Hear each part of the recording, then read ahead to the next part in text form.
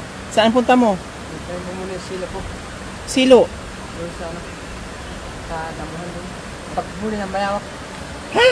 Meron kang silo ng bayawak dyan? Ah, okay. Sige. Ingat ha. Balik agad.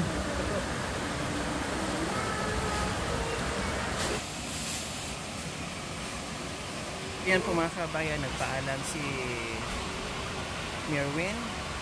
Nung dahil nanilo siya ng bayawak, meron na siyang kukunin.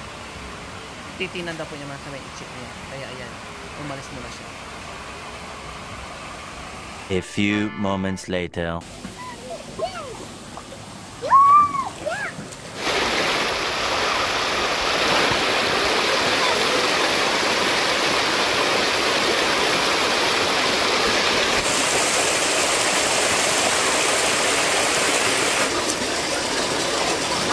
Oh! Wow! Nakahuli ka, Merwin! Hala, ang laki! Nakakatakot naman yan! Buhay pa? Patay na po sa silo. Ay, patay na? Nakuha yung ano niya. Alin? Dito. Sa liig. Yung tali? Hala! Mga kailan lang yan? Kahapon po. Hala, wag, baka mamaya mga gat yan, Merwin. Namatay na po. Namatay na? Kanina po. Ganun din mo nga sa ano, sa buntot niya. Patay na po. Hala, bagong ano lang siya, oh, bago. Oh, kasi yung dila niya, kitinan mo, oh, parang fresh na fresh pa. Wow, so ayan po mga kabayan, oh, nakahuli. Mga ilang araw din kaya yan mahuli, Merwin? Pag sa ano silo, saglit lang po. Pag naglagay ka ngayon, Pag isang araw, punta ka, balikan mo na. halimbawa maglagay ka ngayon, tapos balikan mo kinabukasan. Mayroon ng ganyan. Wow, ang galing, ang laki ha. Masarap yan. 'Di ba? Buntis po eh. Ha? Buntis. Paano yan? Ayun po. Maitlog.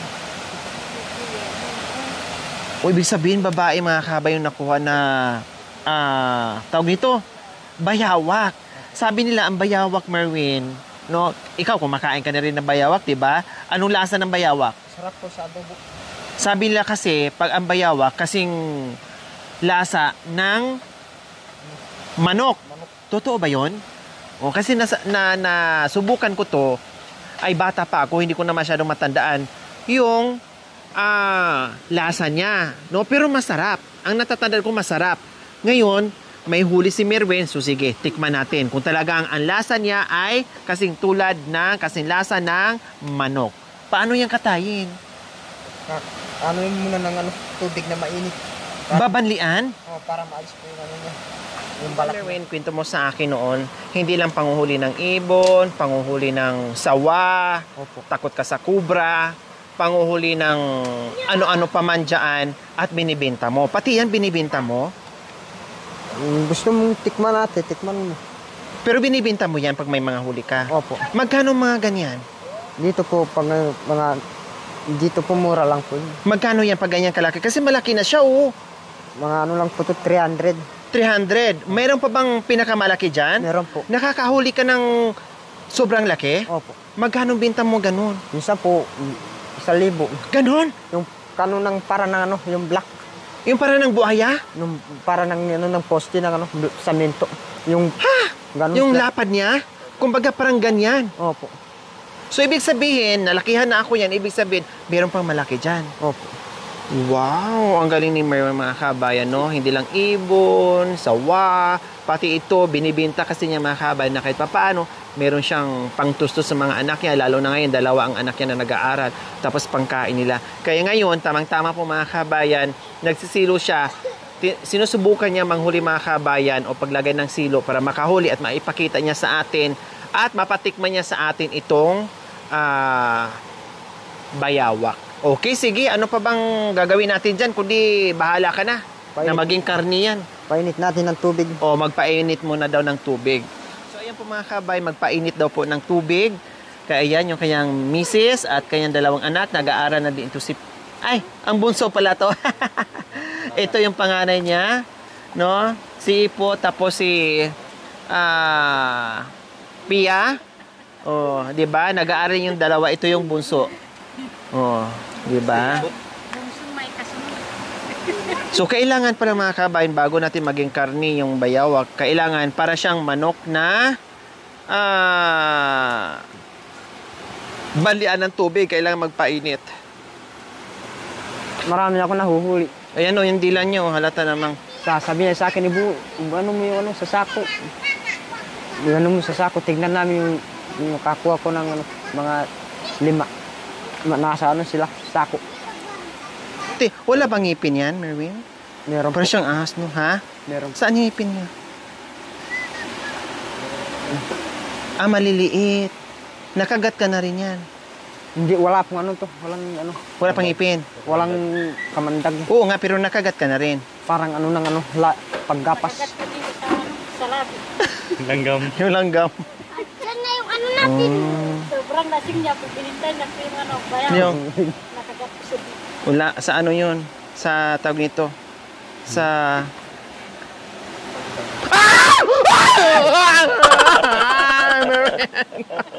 Tumayo yung balahibo ko. Para kasi nga. Uy, Diyos ko, Ginoo ko, tumayo yung balahibo ko, mga kabayan. Ay, huwag ko yan. Diyos ko, Ginoo ko.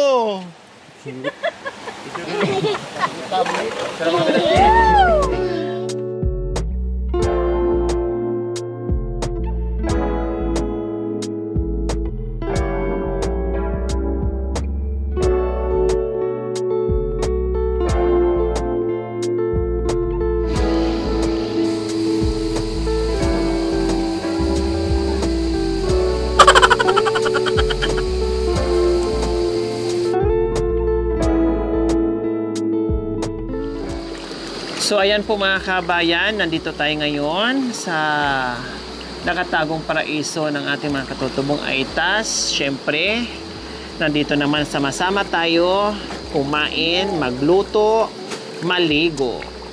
O, di ba po mga kabayan? So, malamig po dito ngayon mga kabayan. Kailangan namin ng sabaw. At lagi lang nire-request ay isda, mga kabayan, fish. Dahil bibihira lang po nila yan matikman mga kabayan. Mga nakaraan mga kabayan, puro manok, chicken. So ngayon naman ay isda naman po mga kabayan. Maraming wala tayong pang is-is.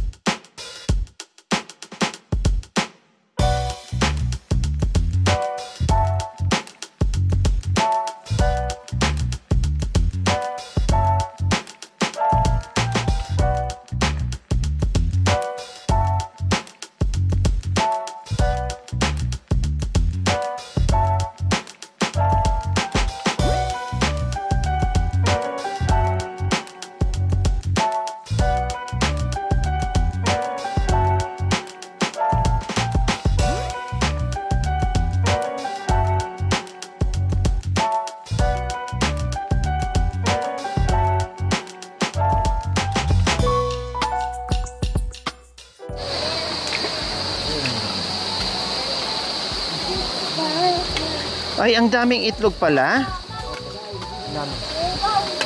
Oh, ayan, pinakuluan muna, then bago igisa. So, okay na yan, pakulo na. O, tapon na natin yung sabaw.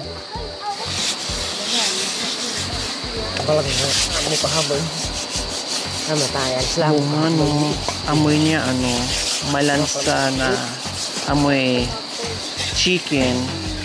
Ang daming itlog po mga kabayan, no? O, 1, 2, 3, 4, 5, 6, 7, 8. Ala, 8 ang itlog niya, Win.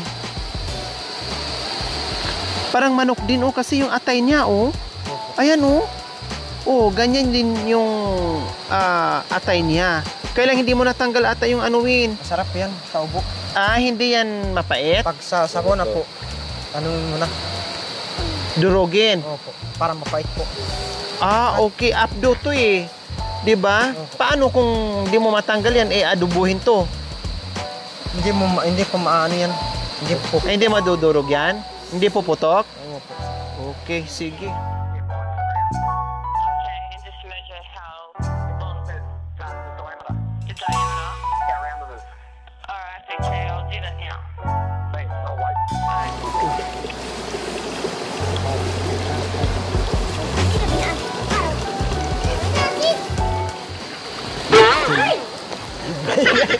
Sabi ko, bantay ay apo! Sige.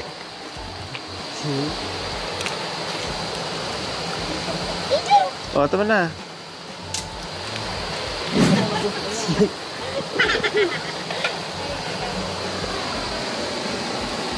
Yung ano mo na. Yung... Ito. Unahin mo yan. Ayan, nag-call a friend. Si Merwin kung paano daw. Siyempre, naluluto naman nila. Pero nag-call a friend. Kaya, okay, sige. Nandito tayo para gisahin yung kanyang pinagmalaki na lasang manok, yung bayawak. Magluluto kami ng adobong bayawak. Sige.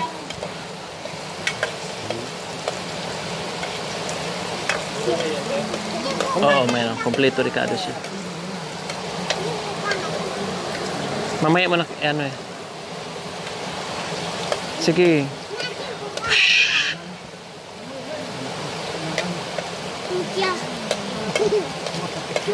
Lagay mo na. Palagay mo sa sawa mo yung ano. Yung luya, sili. Luya, siling pula, siling green.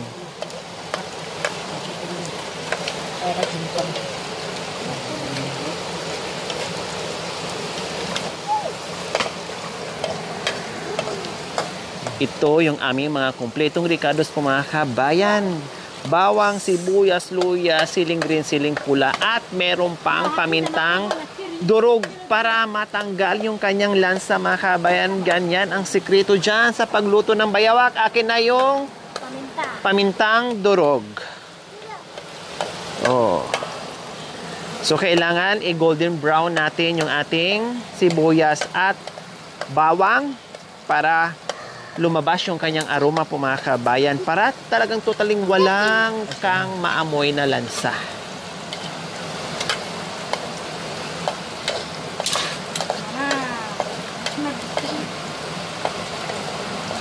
Gusto mo na? Ay, ng aso ko. Pagkasama ko nanguhuli ng bayawak. Ayan! Wow! Ang galing pala yan. Siyempre, mamaya, kumakain din siya ng bayawak, yung aso mo.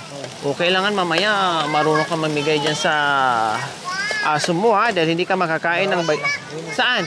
Yung brown. Oh, so, ayan po mga kabayan, yung tagahabol o tagahuli ng bayawak, yung dalawang Doberman ni Merwin. Yan.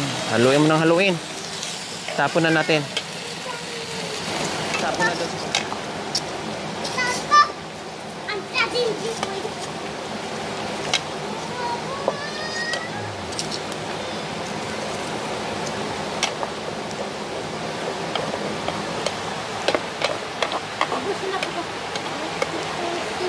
Tatluhin mo hiwa. So yung buaya nga po mga kabayan, napakasarap ang lechon nun. Natikman ko na po mga kabayan. Super sarap ang lechon ng mga kabayan. So same lang, halos parehas lang sila ng ng texture, No? Yung lasa halos parehas lang. Ano, kaya to. Masarap po, masarap. Alam pa, alam mo na pango ko.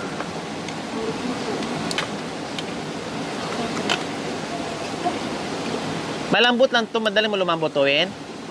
Ha? Kasi bata pa, di ba? Opo. Parang unang ano to eh. Unang Una pong itlog yan po. nganak niya, no? Lagyan mo ng kunting sabaw. Sa baso. Hugasan mo.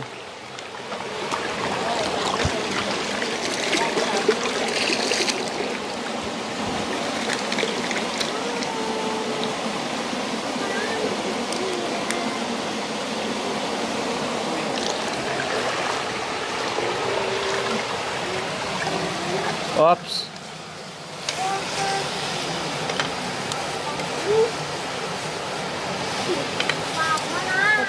Sige, tapos mo na yan.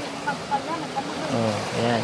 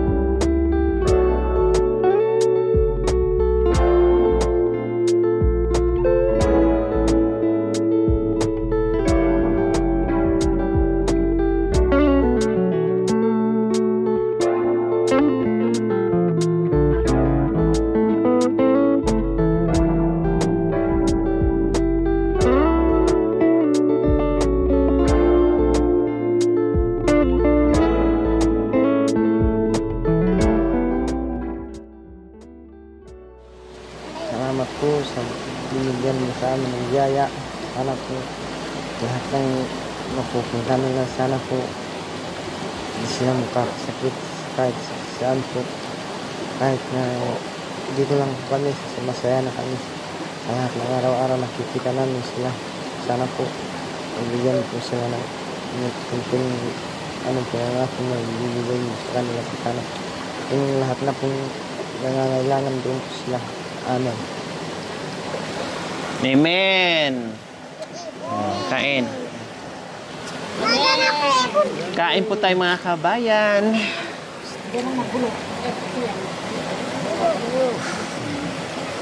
Kain po. Kuya, kain. Ito na ang aming Ito ba? adobo na bayawak.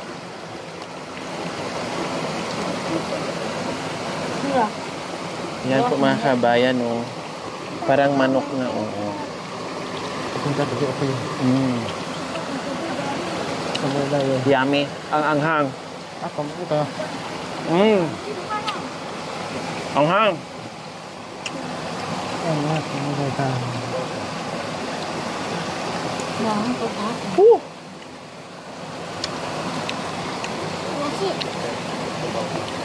Sabaw. Kuha kang sabaw. Mga parang.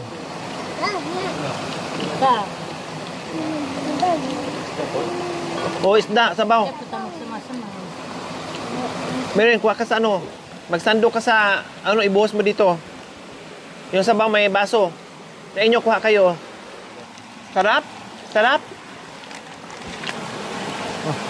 Ako nagluto nito, sabi na masarap daw.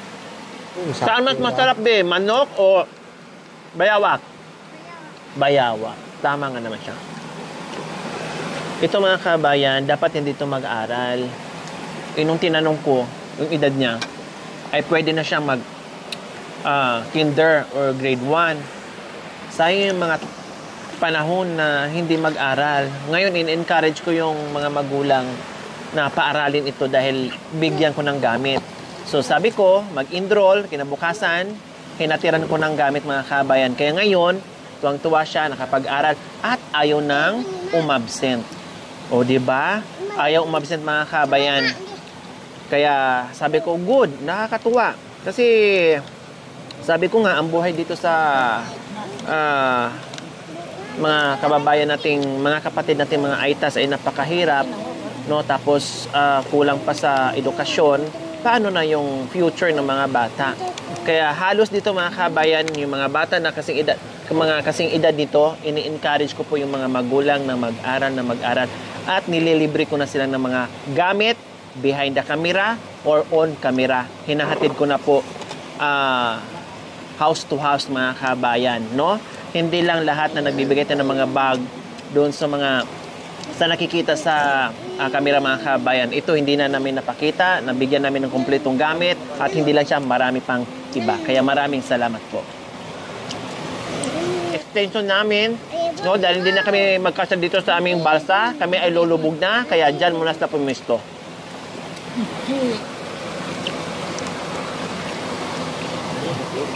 Yung itlog mga kabayan, pinisan niya.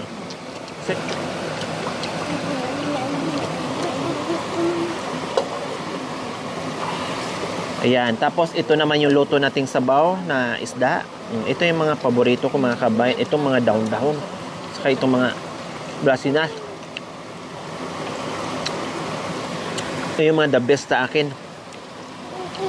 More veggies.